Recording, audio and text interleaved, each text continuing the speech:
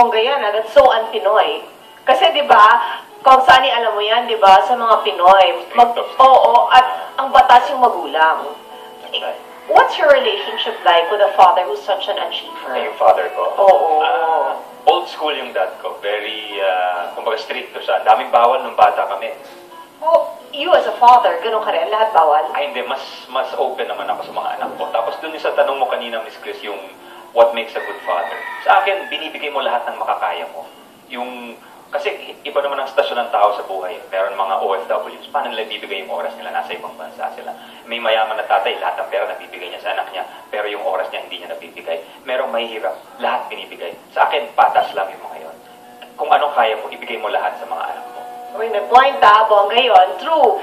What is within your capacity to the highest extent of that, yun ang ibigay mo. I have to say this na, I think yung kayong tatlo, because nga kilala kayo, reflection na sa ating mga personalidad at pagkatao yung mga anak natin. And one of the proudest moments of my life, ito lang, itong bakasyon, sa aeroplano kami, yung karo namin, Filipina siya, she had a kid also, she was with her husband, sabi niya, your kids are so well behaved, bilib na bilib ako, I didn't expect that.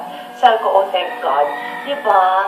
Kasi importante talaga yon na makita ng lahat na tama yung pagpapalaking nagaganap kasi hindi umaabuso sa istasyon sa buhay, talagang behave. And ang hirap ng paglalaki, ikaw mga babae yung sa'yo, mas okay yun. Actually, ang medyo naging, hindi man problema. Laging tinatanong mga, paano yan, paano mo ipaliliwanag sa mga anak mo na ganun ka?